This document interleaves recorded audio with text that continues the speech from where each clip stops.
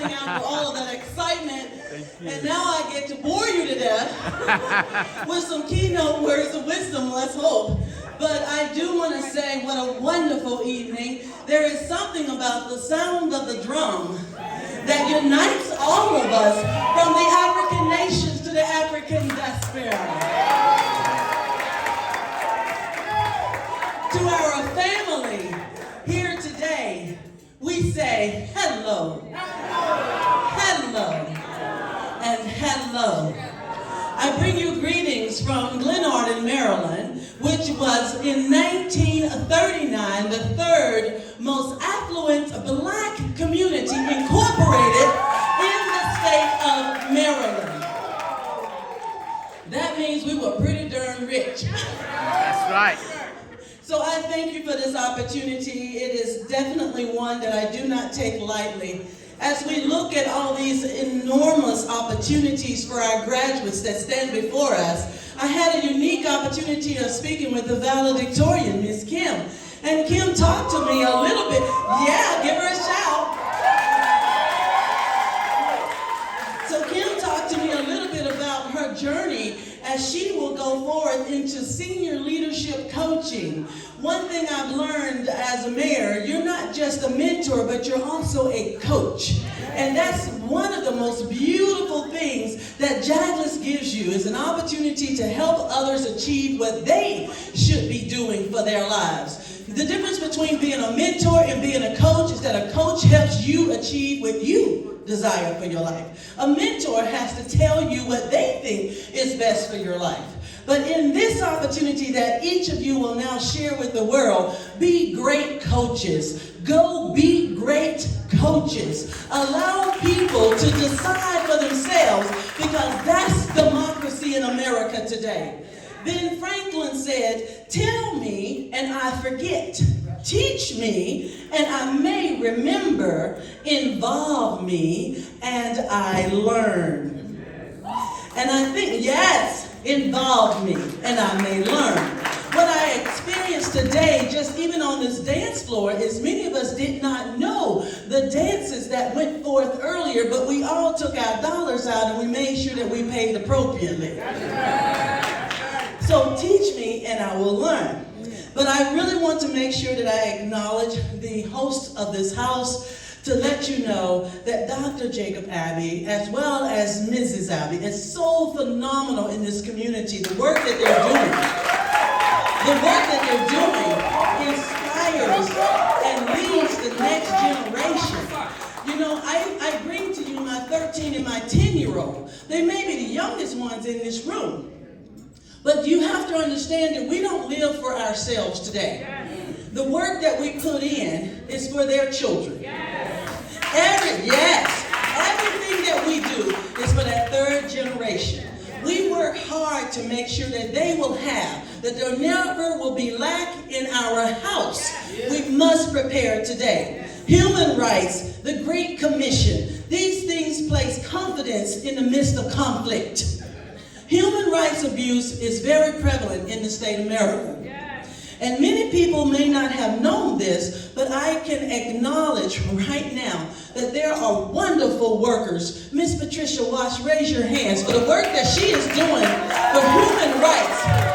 We Model USA is giving young women the opportunity to not only achieve their dreams, but to recognize that there is an international problem that we are not absolved from. You are also looking at what we see for the future, which is crossing our borders. We are looking at integrating and making diversity and inclusion a first-rate name in our communities. Diversity and inclusion is the richness of our nation. If America wasn't built on anything, it was built on diversity and inclusion.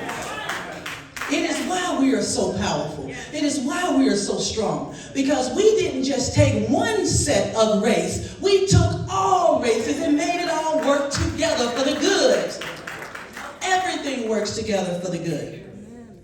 We have disenfranchised youth in our communities. If you will look at the gun rates and how many 12 and 13-year-olds are blasting each other in the face, we have to understand that this is our problem. It's not their problem, it's our problem. What are we missing? What have we not given? What are we not doing that prepares the way for them to see another alternative than a future of jail cells and death? Enough, we say, we shall not annihilate our generations. Our children shall not feel disenfranchised, but their inclusion starts at the house. Leonardo da Vinci said, learning never exhausts the mind. Learning never exhausts the mind. And many people say, well, I'm just so tired of learning. I don't know if I want to go to college. I don't know if I want to do. But you know what is important is that we continue to stretch and grow and achieve greater heights. Because tomorrow depends on what we learn today and how we apply that tomorrow. But if all we know is what we knew yesterday, tomorrow is very bleak. We are all dependent on each other to bring forth goodness, a holistic assistance, a holistic approach to our communities. That's why I love what this foundation is doing. Putting in project director and project management. As a project manager myself, I will tell you that will pay big dividends, not only in the way of understanding economics and finances, but also understanding how we incorporate our institutions of higher learning to help grow that next generation into entrepreneurs, into strong families, into those people that will change the world. The global public health policy that you're pressing is very important. I give you terminology and I challenge every graduate that in a political process, you must have advocacy to have correction.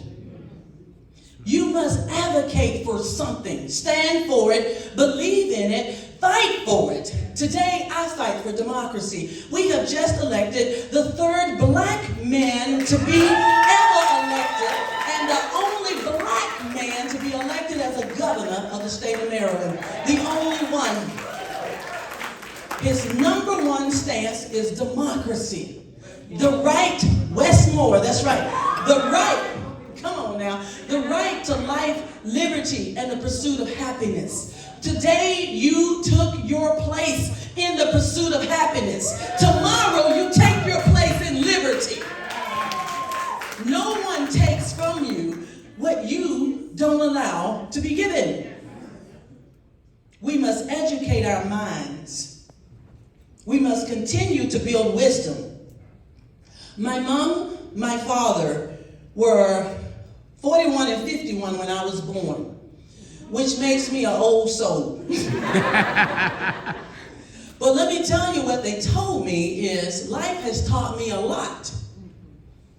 And I would like to think that life didn't teach them, but that wisdom was born out of the existence of being a part of that life. Be a part of your moment. That moment is yours. Take it, own it, live in it, and do not ever take that moment for granted, because you are indispensable now with the knowledge that you have. You can change the world. You must change the world. You must change the world. You must put deliberate value on the ground. Policy making, activism, and visionary leadership. I love that term, visionary leadership, vision, to have foresight, to look into the future, not as psychics, but as people who now have the education and the wherewithal to challenge the theories of today to build a better tomorrow. Challenge your today. It's not the right answer, because tomorrow is going to demand better. It's going to demand more. It's going to demand us stretching. It's going to demand us being the rubber band that feels like it's going to break. But I'm going to tell you, there is no testimony unless you have a test. Endure the test of life. Let them come. Welcome them even. Because iron sharpens iron. And if you don't want to be sharpened, then stay in the kitchen. Because that's not what we are about. In this room, we are about change. We are about excellence. We are about purpose. We are about vision. We are about growth. We are about deliberate value. And we are going to change the world.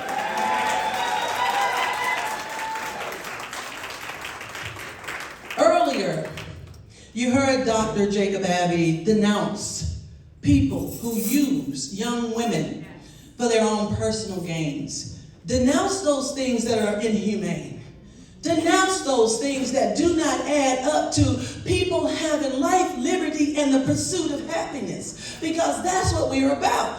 If you're living in this world, that's the 14th Amendment. That's the right.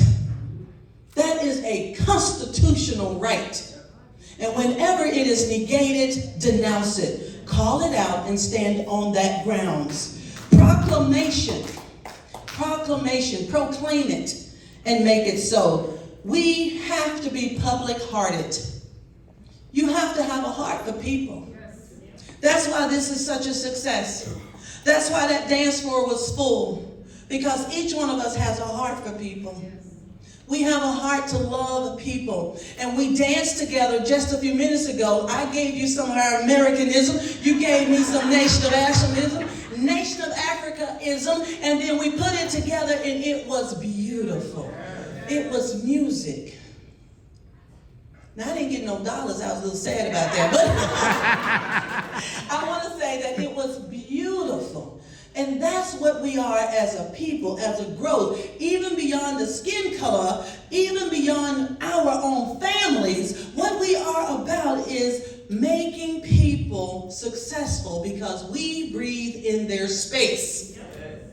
Take up good space. Get in a little good trouble now and then. You must empower positive change. You have to give it life. You make it breathe. You make change breathe. You own it.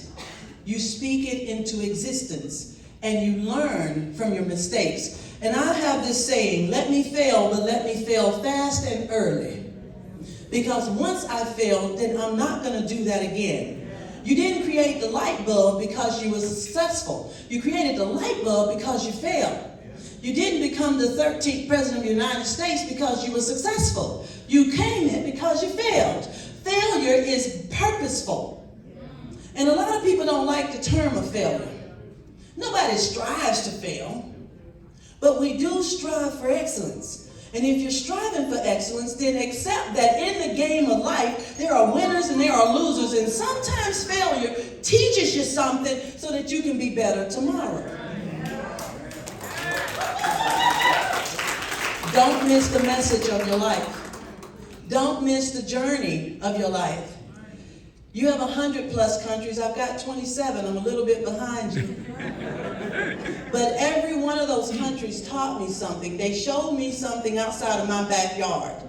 Get involved in someone else's culture. Get involved in learning how you can help them achieve greatness. Because for what you do for someone else, you have done triple for yourself. A lot of people say, me, me, me. It's not about us. But when you serve others, you will get the rewards. It must come. Goodness turns goodness every time. We have to ensure that we live as if we were to die tomorrow. Gandhi said that. He said, learn as if you were to live forever. So if you were to die tomorrow, the question that you must ask is, what can I do?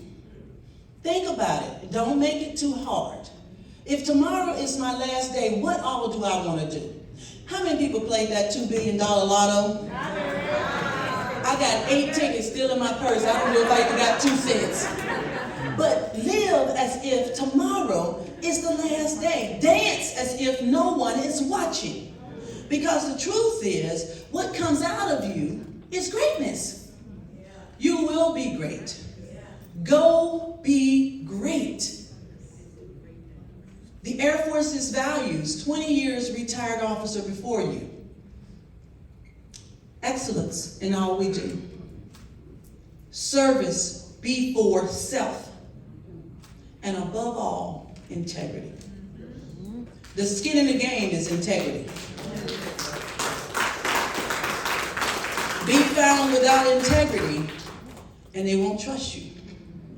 Be found with integrity, even if it hurts. And they'll respect you. I love each of you. Dr. Jacob-Abbey, Mrs. Dr. Jacob-Abbey. Thank you. Thank you. Everyone in this room, you are greatness in the making. Go be great.